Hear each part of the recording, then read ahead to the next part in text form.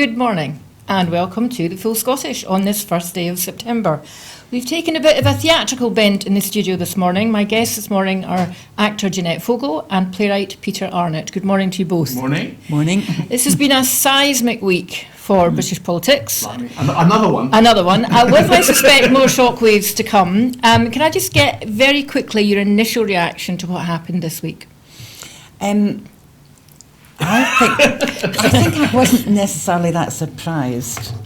I might not be known as a kind of great sympathiser to that kind of like type of conservative, the kind of public school, Cambridge, Oxford, etc. But apologies to you, Peter, as being a Cambridge, etc. I'm not sure I ever thought that this was anything about anything but conservative maintaining their power as best they can by any means. But to actually prorogue Parliament when Johnson and other cabinet ministers in particular had said fairly recently that this was not the way forward, did that not come as a bit of a shock? I think what comes as a bit of a shock to the system is just how far British politics have become trumped. In the sense that they've spoken for years and years about tradition and about legality and about reason as the kind of centerpieces of what it means to be British, and what it means to be British. And when it comes to it, is you will use constitutional dodges, including sending 2 Privy Councillors in secret to go and see the Queen without telling the cabinet that you're going to do it, and to then announce the proroguing of Parliament, and then pretend that that's not quite what you've done. And so, in a sense, the shamelessness of it is perhaps because it used to be that politicians were at least embarrassed to be caught in a lie. So, but this is no longer the case. So, is it just desperation, or are we actually now seeing such a move to the right by this government and probably subsequent governments that this is the kind of thing we're just going to have to expect in future? Well, personally, I'm not entirely sure. I don't know if ideology comes into it that much for the likes of Boris Johnson. I think there are. He has no ideology, perhaps? None at all. I don't any more than Trump does. I think, but just as Trump has been forced, in a sense, has used the right-wing ideology to gain power, so indeed I think it's Boris Johnson, but will probably have to get more right-wing to maintain power. I mean, if Donald Trump is in the position now of either he stays president forever or he goes to prison. I mean, those are his 2 alternatives. That, roughly speaking, I think Boris Johnson is going to find himself in a similar position. But I agree with Janette that this is not about Brexit, really. It's about using Brexit to get 5 years in number 10 Downing Street. It's more than it's about getting 10 Downing Street to deliver Brexit, because that's just the cover story, I think. It also seems to me like, it's like, look at Boris Johnson, we've all loved to laugh at him. And I saw a thing recently, I think it was on Twitter, from the pre-referendum campaign, and it was Blair McDougall on Question Time talking about Boris Johnson's not even a member of Parliament, how he's ever going to be Prime Minister, blah, blah, blah. And I remember I don't remember seeing that actual programme, but it never occurred to me that it was impossible that Boris Johnson could be where he is now. My cousin lives in his constituency in London. They're very kind of left-wing Labour voting people, and she said they never had any doubt that once he was coming back, he was coming back. And I feel it's like, with people like Boris Johnson, it's like the psychology of it, the psychology of somebody who believes that they're entitled, believes they should have something, therefore they must have it by any means. Well, that, to me, that makes him more frightening than a lot of other much cleverer conservatives who have. I mean, I think like the divide in the Conservative Party at the moment, say between the Ken Clarks and the John Majors. These are all state school boys. Major left school very young. Ken Clark went through his local kind of state secondary, then went on to, I think it was Cambridge. But it's almost like there's a divide in the Conservative Party Which between maybe the Cameron smart was- boys who was made the it because they start, earned it, wasn't it? and And the the Billington boys Club who've grown up forever Yeah. going like, but do we not own the world? Yeah. Yeah. Interesting you said how people might have thought, how can he possibly be Prime Minister? He's not a Member of Parliament. Well, we've got someone else who's not a Member of Parliament in the Westminster Parliament, has never been a Member of Parliament in Westminster, and his party have never been elected to Westminster, either of his two parties, and that's Nigel Farage. And yet again this week, the Brexit Party were very clear at the beginning of the week that unless you deselect the 40-odd Tory MPs who they think will vote either for a vote of no confidence or against a Brexit no deal, we will not support you in the general election. In other words, we will put up candidates against you, and this will damage your chance. Now, this is the second time that Nigel Farage effectively has held the country to ransom. If it hadn't been for UKIP and him and the love-in affair with mainstream media with that man, Cameron would never have had the referendum in the first place. So we talk now about everyone's upset and we prorogue Parliament, we must get our democracy back, but you're left wondering, actually, how much democracy has this country seen in the last 7 or 8 years? Yeah. I think there are two different conceptions of what democracy means, which probably go, well, if you want to get really scholarly about it, go back to the French Revolution before. One is that democracy is the will of the people, and that's the Jean-Jacques Rousseau stroke Hermann Goering stroke Nigel Farage view of democracy, which is that democracy is some kind of people's will. And then you have what the kind of Edmund Burke version of democracy from the 18th century, which is that democracy is where you elect somebody to exercise their own judgment. Indeed. Representative democracy. Representative democracy. And so basically those two theories are running into each other. And that what is happening is that representative democracy has folded like wet broccoli, and in the face of the more powerful will-based politics, which we thought we consigned to history in Nuremberg, but actually has come back with a vengeance, not just in Britain, but also right the way across Europe and across Asia and across the Middle East and South America. So in a sense, I think that's what Farage represents, because Farage holds Parliament in contempt. But now the person running the government, which is not Boris Johnson, which is Dominic Cummings, also holds Parliament and representative democracy in contempt. Okay, so let's think about that then, because you mentioned Dominic Cummings. He really seems to be a nasty piece of work, who's kind of emerged from the shadows. And now again, we see yet another female physically escorted out of a building, not that long from the campaigner who was removed from a Tory dinner. Whether or not Khan was responsible for Sonia Khan for the leak, we don't know. Clearly, Javid is up to 99 because no one told him his key aide was being fired. So we're seeing contempt for not just Parliament, but we're seeing contempt for democracy across the board. Absolutely. Gove this morning has now come out and seems to have aligned with Brexit Party's view that yes, we probably will have to get rid of these people. And more importantly, on the Andrew Marr show this morning, he actually said, even if Parliament passes legislation to stop a no-deal Brexit, we will not necessarily have to pay attention to it. So what is left for Parliament to do? Can it do anything? Well, Janette. But can it do anything? I don't know. It's the whole thing about this kind of parliamentary democracy and the whole constitutional issue is that you don't have something that you can actually refer back to that's written down that says, like, how does this law tangle with this sense of ourselves which we wrote down and passed, whatever.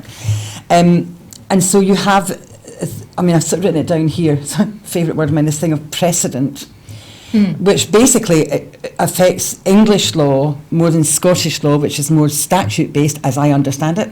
Although Scottish law seems now to be one step below the whole kind of idea of the Supreme Court and English law, Westminster, etc.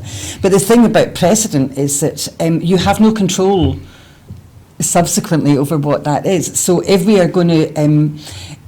if we decide now, or if it is decided now by whoever that you can't, you don't have to pay attention to anything that Parliament passes, then you don't have to pay any attention to anything that Parliament passes forever. Indeed. So part of that negotiation, part of that deal that we've all had with each other is the thing that no Parliament can ever be bound in perpetuity by anything any previous Parliament does. And And we've all kind of had, if you like to see it's written, a gentleman's agreement about that we would, we'll be civil. It's a social contract. But actually, where we seem to be going now is to saying this thing about, you're talking about the will of the people, that we can have some kind of society which will just kind of self-govern, and we kind of won't bother about Parliament. We won't bother about the idea that somebody is not a delegate but is actually a representative, who might well say, I understand that you all feel that, but in a broader picture, it's not a smart move. To be honest with you, I'm a bit bemused by the whole thing, because I had somebody staying with me recently who was pro-Brexit. It's the first time I'd actually had an actor in my house who was pro-Brexit. And I thought, tell me why.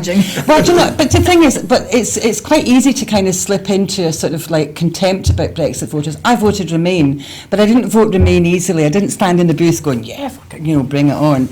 I thought a lot about the whole thing. My parents were the war generation. I thought about the 75 years of no member state going to war, a lot of stuff. So if I had complicated thoughts, so must other people.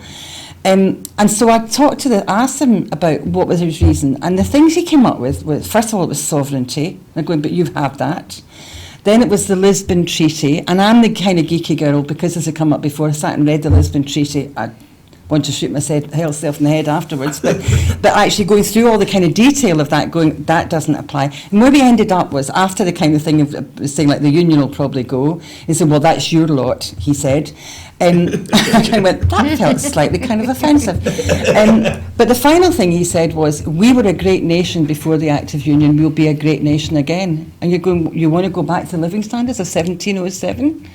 And so that division, so that kind of division, I thought, what you're dealing with is people who will keep taking a step back, till they hit a brick wall, and then go, the brick wall's fine, I'm happy here. Okay. Yeah. Because it's my brick wall. So it's that the winner lose all, but takes all. In a UK context, in Westminster, am I not right in thinking that Parliament is sovereign? And therefore, if we are, as what we seem to be saying, is that whether democracy exists, that's another programme. Yeah. But representative democracy, which, as you say, is the kind of gentleman's agreement, how we've all mulled along quite nicely, thank you very much, for quite some time, is now apparently being ripped up. Well, might be being again. The thing is, that to put on my pretend to be a lawyer hat for a second, I think that the sovereignty is, what it says in the books is, the monarch is sovereign in Parliament. Through so in other words, that's why the Queen can prorogue Parliament. Yes. But the Queen can only do that when parliamentarians tell her to do it. Again, this is all to do with complicated. Had she any option? But she told Boris Johnson to go to Jesus Tail. I think that would have really set a precedent. If to use it, the Queen had said no, sod you. Then it would have been interesting, wouldn't it? Because obviously Republicans are saying, just goes to prove they're absolutely send them back to their German relations. This is ridiculous. And when as a voice of reason, I've attempted on Facebook this week to say, really, which isn't my normal default position, really she had no option. I'm wondering what position I'd be put in as Republican. Had she told him to go chase himself, I'd have had to grudgingly say, thank you, ma'am, most kind. I don't suppose it was ever going to happen, was it? Remind you that I remember thinking more than once during the Thatcher period that the last line of defence of public decency was the House of Lords. Yes. And we that's when we came up with devolution as a way of insulating ourselves from the next Tory government. Yeah. And it hasn't. It's been working reasonably well. But it hasn't happened. But the interesting thing about Thatcher, pardon me, sorry, is though that she never refused to do interviews. She would do lengthy interviews on television. She always turned up in Parliament. Sure. She engaged with debates and stuff. She was a parliamentarian. Now, Boris Johnson talked about something. I saw him in an interview on television, I don't know, yesterday, the day before, when he talked about Corbyn, he was talking about the idea of kind of different law. He said, the parliamentarians... Yes. If they do that, and you suddenly go, we have a prime minister in a parliamentary democracy who actually sees the parliamentarians as the enemy. Yeah. Indeed. Now, Margaret Thatcher, however much she might loathe and despise her, which I did, she would never have viewed being a parliamentarian as anything other than Again, I a think- privilege and her job. I do think there's Yeah. there is a generational thing going on, which is that Boris Johnson is part of a political generation which doesn't have the same experience of either the parliamentary system or, again, crucially, the Second World War. Everyone goes on and on about the Second World War in this context because Well, it's relevant today. It's very relevant This was today. the anniversary Yeah. of Nazi Germany invading Poland and the It start is. of the Second World War. So Yeah, let's yeah. just talk about that for a minute. Sure. Well, yes. So it is as the memory of what that means, what that meant, what the Phoney War meant, what Dunkirk meant, what it meant when Churchill took over from Chamberlain. These are all very relevant. But the thing I keep thinking, I suppose, is that Nigel Farage wasn't in the war. Nigel Farage, the people seem to mistake. I have to talk about a nostalgia for World War II. But people who had no experience of World War II or the Depression immediately beforehand, what they're nostalgic about, actually, Nigel Farage and company, is watching war films on television in the 1960s Which and were- in the 1970s. A form of Yeah. propaganda. And indeed they were, but it was also a monocultural Britain, which they yearned for. And no, to follow on from Janette's thing, there was a taxi driver. When I was taking my son to the hospital when he'd just broken his arm, and the taxi driver, out of nerves, began talking because my son was about to throw up in the back of his cab. So the taxi driver began talking about why he'd voted Leave, and he voted Leave to bring back full employment on the Clyde. In other words, he voted for a TARDIS. Right, He voted for a yes. time machine, but it was a time machine back to 1965, Yeah. which was also when he was 20. Yeah. You know, and it's But interesting, there's no doubt about it that Britain being an island and never being invaded during World War II, yes, people in Britain have a completely different attitude to the war, a different experience to the war, yes, very different from Europe. yes. So I've heard you say, Peter, in the past that in your view, World War II didn't really end for Europe till 1991. So That's right, because until the Berlin Wall came down, Yeah, the Second World War was deep frozen. And do you in think European that's society. had any impact at all on the attitudes about Europe in Europe as opposed to the UK? Absolutely, it has. It's a huge difference. It's why, and also the British completely misread it. They have again. It's that old joke about fog in the Channel, Europe cut off, and it's because they have no understanding of just how much the EU means culturally as a way of, first of all, as a coal treaty to stop France and Germany fighting over the coal resources in Alsace-Lorraine, which were the whole cause of the invasion of 1871, of the 1914 invasion, and in many ways economically, because Germany needed coal in 1939. Mm-hmm. So it's starting with a coal treaty in 1949 is hugely significant, and then the embrace of the post-communist Eastern Europe into the EU is enormously important. But it's not the Brits. No. The Brits don't get All we it. talked about was the accession states and being flooded by Yes. Polish plumbers. I think Exactly. I think one of the other huge differences that we need to talk about is that, as far as I'm aware, we're the only country in Europe that still has first past the post voting system. The only one. That notion The only of one. winner takes all. Yes. So one of the things that kind of amuses me a little bit about the conversation about the Brexit vote is this constant thing: 17.4 million people, blah blah blah. And you go, yeah, but it wasn't 17.4 million to zero. No. Yes. It was 17.4 million to 16.8 million. Yeah. So it comes in somewhere about winning 5-4 on penalties in the final qualifying round for the Europa Cup. Do you know, it's not like Yeah. they Yes. tanked everywhere. And you know, the first past the post system, Yeah. we know that people. I remember watching so it's some actually random- deeply, we already live in a deeply unrepresentative Absolutely, system. there are and only it's- 60 countries in the world have got first past the post, and most of them are ex-empire or colonies. I accept Yeah. Canada, US, and Indeed. India have them, but the US electoral system is not an advert for anything. But I remember listening to someone on the television after the referendum vote, and he said, I don't really want to leave the EU, it's a protest vote. I didn't think my vote would count because it never does. Now, he Yeah. just simply didn't understand the binary nature of a referendum. Yeah. He was in England. There's no doubt about it. People in Scotland are more attuned to that because we just had a big one previous to that. But also because of our if you've voting got a system at system, Holyrood. yes, but if you've got a system where citizens feel their vote doesn't count ever, then Exactly. how on earth are you going to engage with them? And that was incredibly stupid. That man was incredibly stupid not to realise the impact of a yes/no vote, Remain, Leave vote. But you can kind of understand Yeah, his thinking. absolutely. So in some ways, we're on a bit of a hiding to But then the nothing. other danger of that is that people say, if my vote doesn't count ever, then Parliament doesn't count. But you- So if but you- Parliament is going to be prorogued, I don't really care about that because nothing that I ever do affects that. And in countries where you have some kind of proportional representation, whatever system it is, people go into elections, politicians go into elections, voters go into elections, knowing there will have to be negotiation. Indeed. And that nobody will ever get the thing that is absolutely perfect. But everybody, and it's kind of what happened in Northern Ireland with the Good Friday Agreement. The final moments when those two men sat together in that room with George Mitchell. I remember George Mitchell's speech.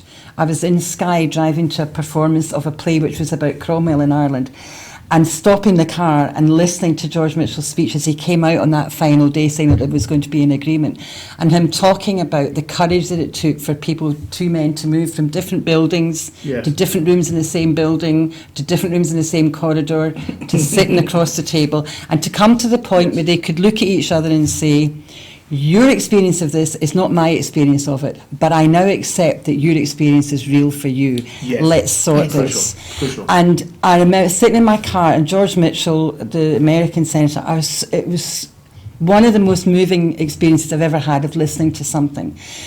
But Britain, Westminster, is the only parliament in Europe that denies itself that sense of, do you know what, we can actually negotiate this. And have You compromise. won't get everything you want, you won't, but we can get something that we can both live with and then move forward. But Brexit is a cautionary tale for Scotland in more ways than one, and that's one of them. Is that we have a British mindset. We have a winner-takes-all political mindset. So therefore, we say a referendum that votes 51% yes next time, that's decisive.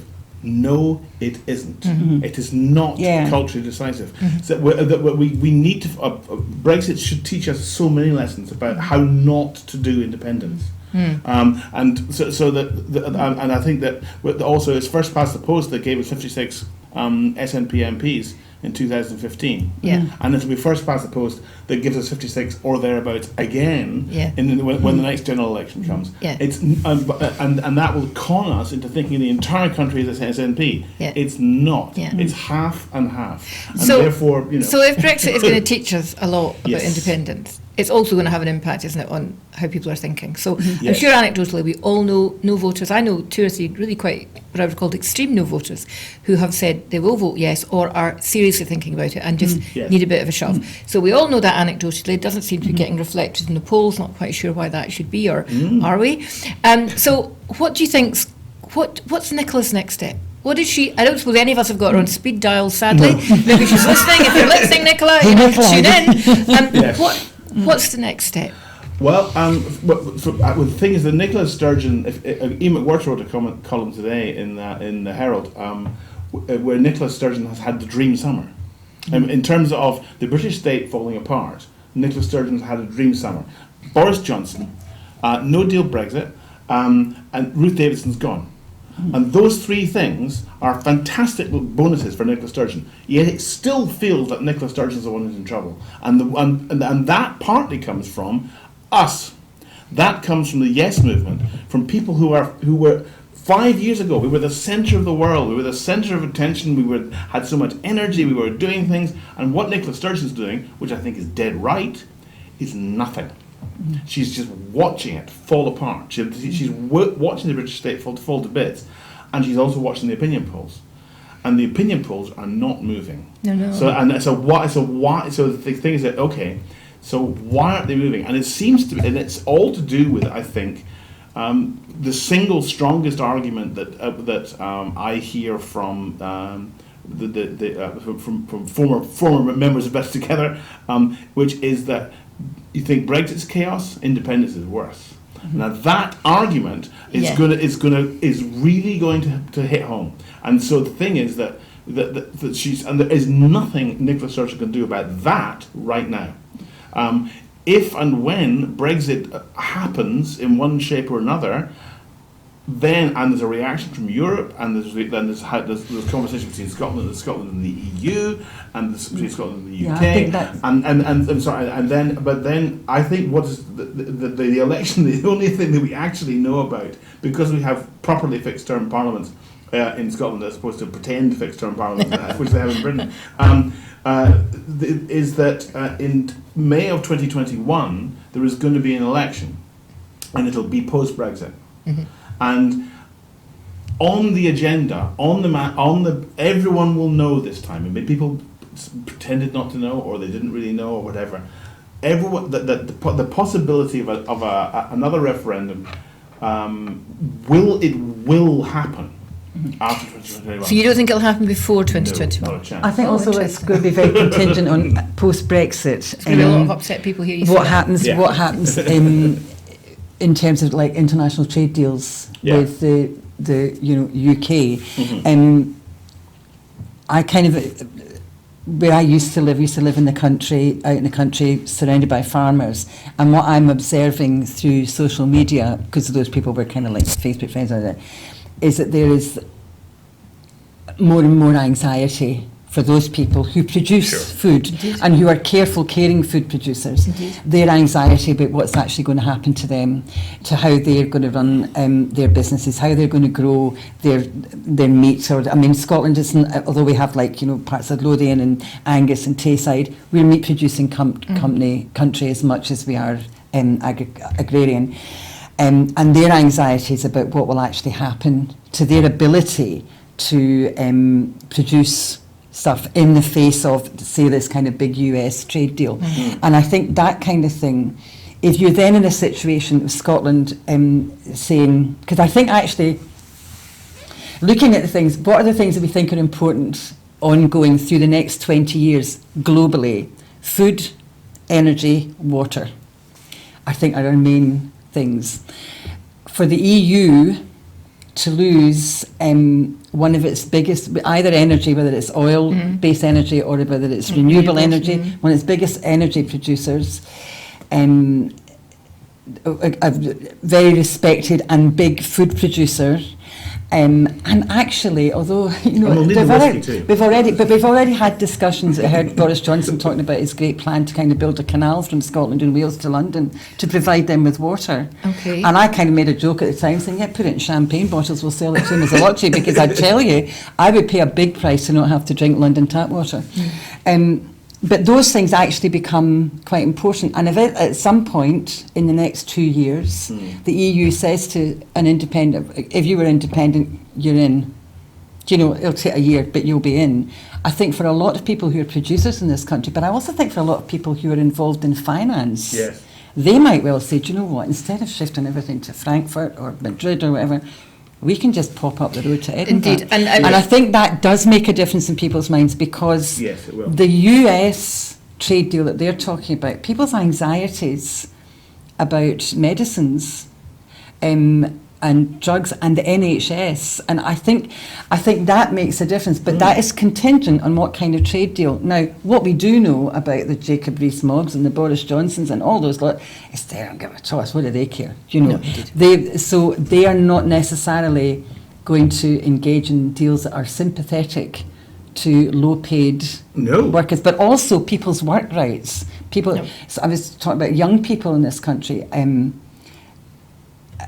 I think many young people, and by young I mean age between 18 and say 30, 35, they feel vulnerable, they feel expendable, they feel despised, they feel uncertain, they feel their jobs are at risk at any moment. They have very few job protections now. Mm-hmm. If you get rid of all those EU working time and work protections and wage protections, you're going to be talking about people who are maybe working for, like, having to work for £5 or £6 an hour, for 60 hours a week. 60 hours a week, and so that might actually, those kinds of things might actually begin to swing. So up, I absolutely get it that it won't be till we see what Brexit bites until people really see the understanding. Nicola's said she wants it before the general election in Scotland. Yes. I suppose it depends how quickly we see things by. It's true that the last time Yes. the EU were not prepared to be drawn on whether an independent Scotland could join, and that's because at the time of asking that question, we were still a member state, and the EU have a strict rule. They simply do not engage with, which is why they've not taken a strong stance on what's been happening in Catalonia or other separatist movements. However, you're right, by the time we ask again, we will no longer be a member state, so they shouldn't be held by that. Sure. Interestingly, I'm going over to Brussels in 2 or 3 weeks to speak at a major conference, which is how do we support self-determination through shared sovereignty of the EU? Yes. It was really interesting, so Yes. I'll come back and talk about that when I've been. But it'll be really interesting because it seems to me that Europe are now beginning to realise that, and I'm sharing a platform with someone from the Flanders separatist movement and someone from Catalonia. So it'll be interesting to see if there's a real shift and that Europe are beginning to understand we need to take a position on this, and it might make it easier for Scotland to have a home in Europe afterwards. It's also the quote-unquote separatists need to understand something too, which is that actually that the purpose of the nationalism that is in Scotland or in Catalonia or in Flanders or in the Basque Country is to live together in Europe better than we do now. Yes. Yeah. That's the purpose of it, and the purpose of it is how do we best promote social democracy, so that with the maximum of freedom and the maximum of security for individuals in a society, and that's it. That's the aim. And basically we have to demonstrate that what is called nationalism in Scotland is actually the best way of doing that in a European context, because Britain is going hell for leather somewhere else. Indeed.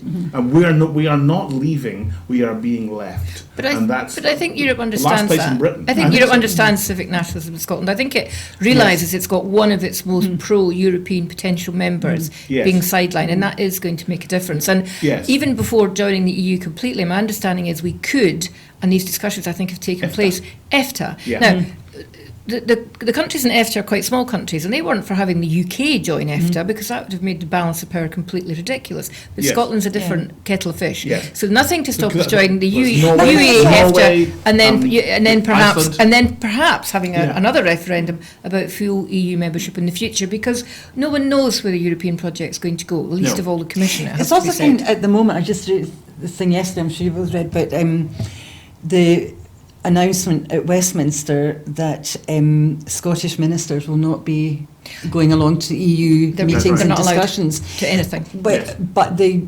terrific work that I think Nicola Sturgeon has done has been in raising the Scottish profile in the EU by being at talking about fisheries, talking about farming, talking about whatever work, employment, energy, and to suddenly say, well, actually no, we're not going to have you along to that now because we're only going to talk about leaving. I think part of the thing you're asking about what was the Nicola Sturgeon move. I think the move is to keep saying, look at that. I mean, I look at the chaos at Westminster and I go, I am bemused.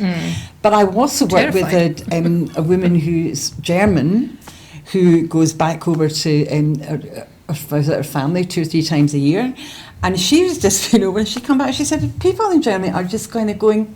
I mean, literally at the level of going, did they put something in the water? What is happening? I think what happens next, to try to answer the question from at least 20 minutes ago, is to do with how do you make Brexit and devolution work together? And the answer is you don't. There's absolutely no way that Westminster can tolerate different standards for agriculture, fisheries, for the devolved areas. It turns out that our shared membership of the EU was the precondition of devolution. It turns out that Northern Ireland isn't going to work without the EU. It's attached to an EU member. It doesn't work as a state on its own anyway. If it didn't exist, you wouldn't invent it. Let's be honest. No, exactly. But the only way to run devolution in Northern Ireland is to not have devolution. Is to prorogue the Northern Irish Parliament, which you had for the last. But interestingly, I read a thing the other day talking about Northern Ireland, saying that at the moment, effectively, if Parliament's prorogued and Stormont isn't open, effectively the only body of government functioning for Northern Ireland at the moment would be the EU. Indeed. because they have no other elected assembly working should for we them. be worried about the thought that, of course, Westminster could suspend the Scotland Act if it so felt it, and we prorogue the Scottish Government, the Scottish Parliament? I think that we'd have to travel quite a long way down a road before that could happen. But we've been travelling down a kind of weird road the last little while. Yeah, I mean, there is a point you kind of go, we're already in Neverland. To say to people this week, we've kind of sleepwalked into this in a way that you hear people go, but that kind of thing doesn't happen here. Well, clearly it does kind of happen here because it's happened. Yes. So I think we didn't, all the wonderful stuff George Orwell, sorry to bring the back to the war, but all the fantastic stuff that George Orwell wrote during the war about what's different about Britain to the rest of Europe, it ain't that different anymore. And the weird thing is the Brits have gone native. The Brit that we've turned into the instability of a European country in the 1930s, and it's, if nothing else, this has been recently. It's been a fantastic history lesson. This is what the 1930s must have felt like. Indeed. As you're heading towards catastrophe, and there feels like there's nothing you can do about it. Yeah, but unlike in the 1930s when they didn't have a 1930s to look back to and say that's what happened before, we do have, and we shouldn't be being so damn silly. Just to bring things back to a slightly more local agenda for the rest of the programme, because it's taken us 20 minutes. We still haven't come up with a definitive what should Nicola do. I guess if the decision was easy it would have been made, and maybe it has been made and we're just all going to get a great reveal. But coming into the studio this morning on the Underground, realised there's a massive Old Firm game on today, and obviously earlier this week we saw these appalling scenes in Govan of the sectarian violence, which we really haven't seen in Glasgow for some time like that. That's much more something you'd associate with the north of Ireland. What should we do? Should we ban all marches that are sectarian in nature, or is there a way of allowing people to peacefully coexist? I'm not sure, because from what I understand, that march was not a sectarian march. It was not promoted as such. It was a James Connolly march. There was it was an Irish unification march. And personally, I would say, like, get these. I would like with all the orange marches every kind of summer endlessly. I say you can have one a year, and you march from here to Glasgow Green, have your thing, and you all go home. And that's it. The same as you might do for the all under one banner in Glasgow. You have your one a year, and then you go home.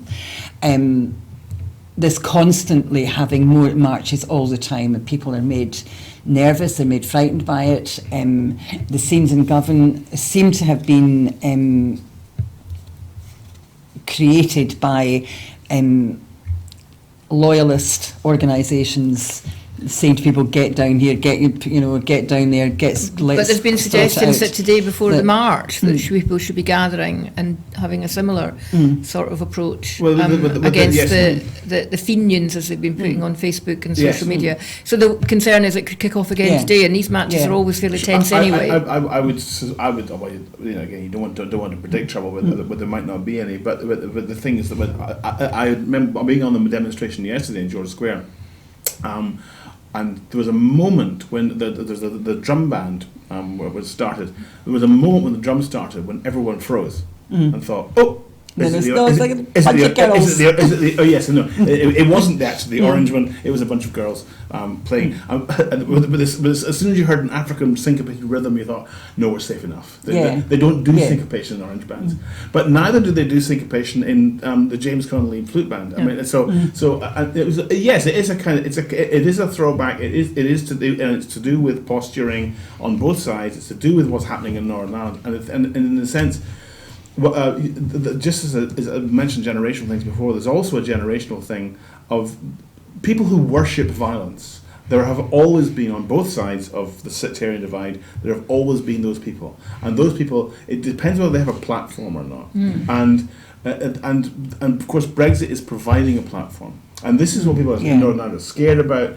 And there was a kind of, I believe, I'm told anyway, there was a kind of, again, use the phrase, gentleman's agreement going on between the paramilitaries in Northern Ireland in the 70s and 80s, that they would not start trouble in Glasgow, because Glasgow was the safe houses for both of them. Mm-hmm. So they were, but I don't think that kind of gentleman's agreement is going to be possible this time. I think if it kicks off in Northern Ireland, it's going to kick off here. I think it's going to. So the Me Too of testosterone will take over. Yeah, and I think maybe we saw inklings of that just this week. We did. But you still haven't answered the question. Should any march that is predicated on a religious basis be banned across the board? I don't think you can ban them. I think you can police them better. I think you can or have less. Yes, exactly. As Janette said, it would have less, but also you can say that of course you can march from here to here, and what you can't do is build a bonfire in front of a church. Yeah.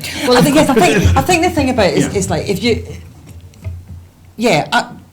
I think that thing about saying you can do it once, but what happens in Glasgow over the summer, like from late May up to the end of July, is all these marches all over the city, different places, marching through the city, and the city comes to a standstill. And I mean, the saddest thing I ever remember in a way was the day after the independence referendum, and I was in George Square meeting Cathy at the at Brown's, and there was a kind of. It was on the Saturday, and there was a sort of peace rally in the square, and people were bringing food to take to food banks and stuff.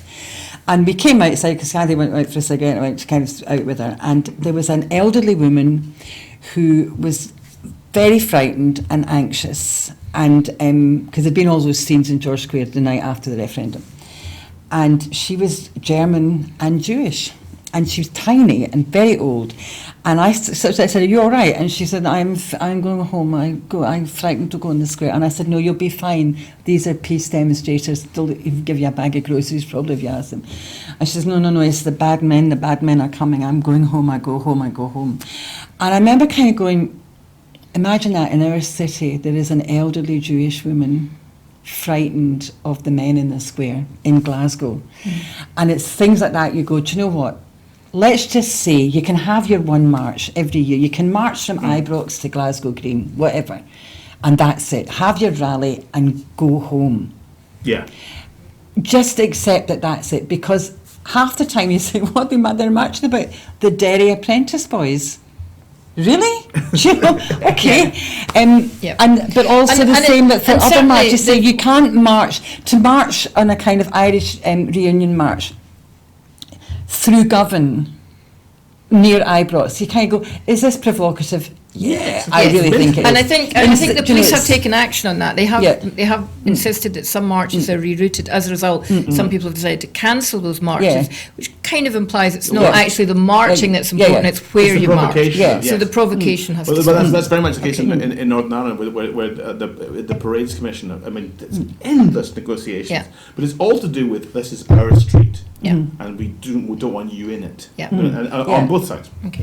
So the other big local story of the week that we haven't touched on at all is the departure of Ruth Davidson, Colonel Ruth. And did she jump? Was she pushed? Was the suggestion that she's wanting to spend more time with her family, which is normally reserved when Conservatives are involved in scandal rather than just wanting to step down. What do you think? What does this do for the independence movement? Does it do anything?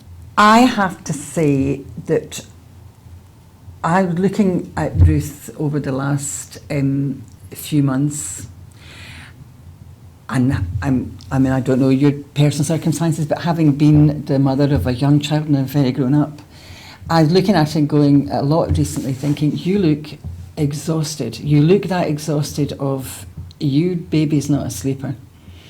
And you look that state, that kind of, do you know that way when people's makeup looks like it's sitting an inch in front of their face rather than, do you know, that kind of like, and that affects your life tremendously. I think, I suspect with Ruth, the pain of what's happened to her in the Conservative Party is the pain of somebody who thought that she could join the club. Who thought, you know, it's there was a joke in a programme I once watched, an American television drama about, and it was a bit with this very, very big, I can't remember the actress' name, she's a great actress, but big girl, and she's in a situation with a guy, and she said, I'm just tired of being the fat girl by the punch bowl that never gets asked to dance. Okay. And sometimes I used to feel that a bit about Hillary Clinton, about why she was so forgiving about Bill. It's about you know. But, And with I Ruth, I mean, feel yeah. as though there's a sense of like she's been very proactive, very energetic. She has not achieved everything that people think she has, but there's also a sense of, I wonder if there's a sense of actual complete personal devastation, that actually, I'm really sorry, but you really don't matter. You're a kind of, you know, you're a plump Scottish lesbian working class lady who'd made good, but you don't matter to us, and we're not listening to you. Well, it's possible And, because Scotland doesn't really matter to them as well. I mean, you know, and she, and they're also, it's a she final. has herself talked about her past and about, you know, she was very honest talking about, you know, mental health issues, depression, bullying, and all of that. And it might well be that for her at this moment, she's just gone, do you know what, I just. Well, because the You know? terrible historical irony of the 2017 election, that the only thing holding the Tories in power was those 13 Scottish MPs. Indeed. But also it was very, very quickly apparent that actually that although Ruth Davidson, I mean, it's arguable as to how much of it was personally her and how much of it was anti-SNP voters deciding that they should vote tactically. Because the only thing that matters in Scottish politics since 2014 is, so it's like Northern Irish politics, is the border. Yeah. It's the only thing that matters. Therefore, you vote to beat the SNP. Yeah. And therefore, that means a Conservative, that means a Conservative. Yeah. And it was never 28% of the vote either, people tend to forgetting. I'm hearing that she's had a lot, the money tap was turned off. I mean, they threw money into Scotland for that election Sure. and subsequent, and additional support.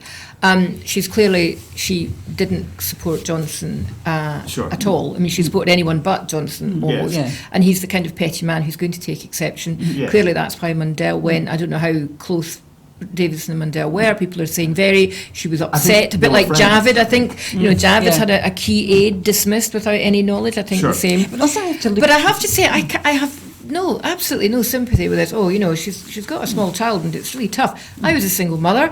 I Yeah. worked all my time. There are a hell of a lot of single women out there who are having to work because of Sure. austerity caused by Ruth Davidson and her party.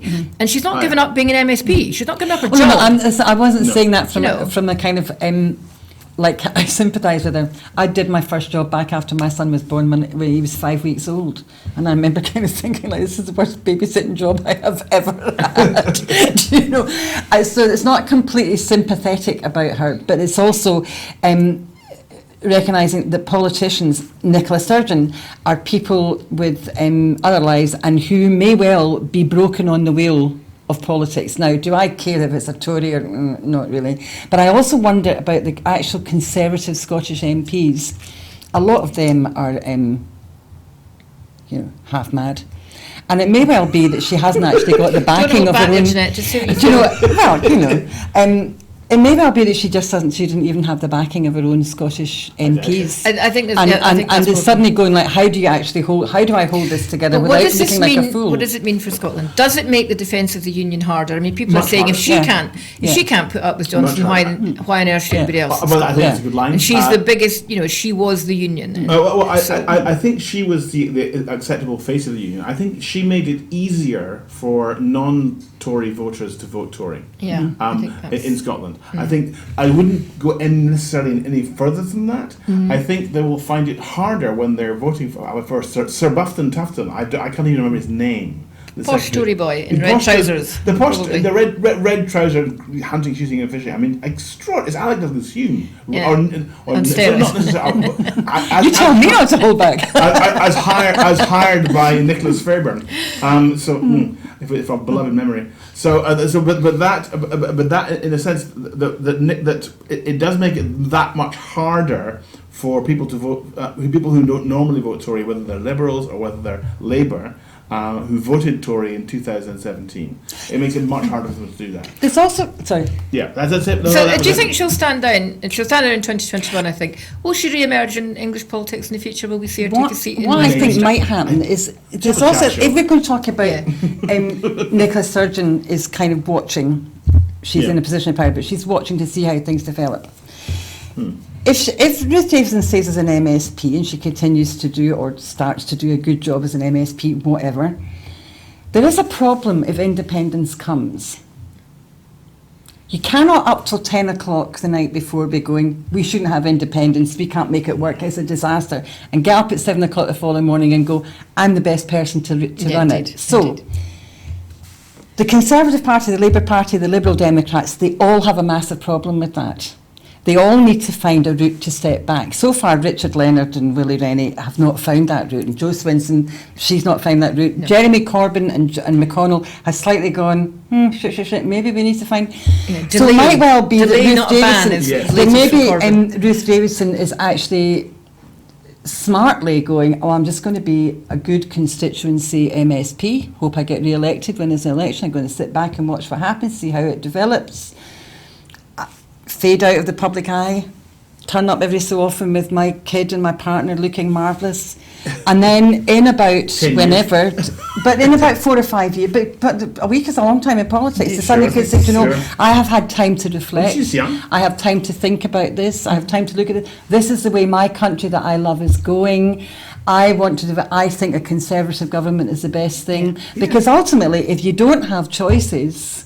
It doesn't matter where you are when it comes to an election. You don't have choice. So there are people who think that Scottish independence means Nicola Sturgeon being dictator, that's not absolutely not the case. Of course. Although I think people are beginning to understand that things will. The political landscape in Scotland will change. Of course you won't. But I'm kind of a friend suggested to me last week. He was quite surprised. Whatever day it was that. Was it Tuesday, Wednesday, the Parliament was prorogued, Wednesday. And he said, it's always have huge impact on independence. What I can't understand is why there aren't people in the opposition parties have jumped ship and said, this is the writing on the wall, this is the direction of travel, do you know what? We need to make the best of it. It's exactly what you're saying, that you can't deny it, and then the next day say, well, actually, we can make a good job of running an independent Scotland. Sure. And although there have been some fairly high-ranking Labour grandees who are no longer elected representatives come out and make encouraging noises. Yes. Who do you think might be the first jump ship in any of the parties? Just putting you on the spot there. I'll let you think about it. It might come back at the end of the programme because I appreciate that. Something about this, and I can't remember if it was Jackson Carlaw or not, but during the independence referendum, I think it was Jackson Carlaw or somebody like that who actually did say, if it came to it, then I would have to support it and I would have to do my best to work within a Scottish Parliament for an independent Scotland. And I think, he might kind of send me a letter by the lawyer saying it wasn't me, because I can't actually remember if it was him. I think it might have been. Well, there might have been so it might be something like that. And then there comes a point, where maybe younger people coming through, who are younger members of Parliament or members of Holyrood, who might just kind of go, do you know what, bollocks this, we actually need to kind of... Well, I also think that the same thing needs a generosity of spirit from those who supported independence for some time. Which means that you have to say to people, and again, there are writers, very good writers, Chris Deerin or Alex Massey, and writing for the newspapers, who were very much in the no thanks camp. And you wouldn't say they've jumped ship. No, but they might be fitting the waterway. They're acknowledging that there's a change, and you're right. The people who support have to be generous. You can, because we lost. Therefore, in order to win, people have to change their mind. That's the way it goes, and therefore you have to be willing and generous enough. And I do worry that there are elements within the Yes movement who would not be. I mean, I'll tell you the problem is. I was talking about this with my son yesterday, and he's I shouldn't quote his, but he's a Yes voter and he's pretty left wing, and we were both saying, I said, there are loads of stuff to do with Labour that I would vote for, policies and stuff that I go, I'm for that, but I cannot give you my vote if you are going to use my vote to say this is a pro-union vote, because it isn't. So if the Labour leadership were to relax and say, okay, we're not going to campaign for independence, but we absolutely recognise independence as an honourable position, and we will never again say that every vote we get is a pro-union vote. We will take that off the table completely and say this is a pro-Labour vote, a pro-socialist policy vote. Then I think a few more people would go, well, we'll vote Labour with confidence, that might encourage more. But only if the Labour Party in Scotland became the Scottish Labour Party if it's split with London, and the same maybe with the Scottish Conservatives. Maybe that's what needs to happen. Yeah. And I think, again, like you, I don't want a letter from a lawyer, but I thought Kezia Dugdale, when she was leader, She did say that basically there would be a free yeah. vote and things. And I mean, I think, I don't know if any MSPs, Labour MSPs voted yes. I certainly know of one or two Labour councillors who voted yes, but who daren't say anything because they wouldn't be selected. But I guess that's the thing of the secret ballot. That's the secret. That's the duty. That's the benefit I of the sort of feel secret quite ballot. sad We'll about never Kezia know. Dugdale, because I think actually she got the job too soon. Yeah. She should have waited, and she should have But been the- going but the for Labour Party were in leader. such a crisis, and anyone who could tie their own you know, shoes could get that job. Yes, I know, but I think it's unfortunate it was her, because actually I think given another 6 or 7 years, she would then have Well, been it's interesting, more up isn't for it, the that from a job and- period where 3 of the 4 leaders were women, Yes. we're now going to a position where only 1 will be, and that is, I think, Yes. really, really sad and a terrible think step so. back. And I think I it think will so too. affect the tone of Holyrood. I mean, Yeah. the one thing about Holyrood is it's because it's not the two-party system and it's not set up as adversarial with, literally baying hounds at each Yeah. other. And Yeah. I think when you've got women leaders who have a different approach, they're not as aggressive for the sake of it. I mean, that was one of the things about Alex Salmond I used to find distressing. He was Yes. schooled in that Westminster type Yeah, of debating, yeah. and when he was particularly acerbic only for the purpose of being acerbic, especially to other leaders who were women, which is why I think one of the Yes. reasons a lot of women weren't taken Yes. by Yeah. him. Or taken to him, I should say. Yes, watch the space on that one. I think watch the space. Well, we're coming very briefly to the end, and I just Yeah. want one other thing I wanted to briefly get your feelings about, because as I say, a lot of people have been saying we can't believe this is happening in Britain, this doesn't happen, democracy is under threat. It's the kind of thing you might expect to find in other countries, and obviously one of the other countries at the moment tearing itself apart over democracy is China and the issues in Hong Kong. Indeed. There was a big march was suspended yesterday. It wasn't going to happen officially, but people went out on the streets anyway, and it's turned violent, and there have been more arrests, gunshots have been fired. That's the danger, isn't it? Once you start a momentum for something, Yes.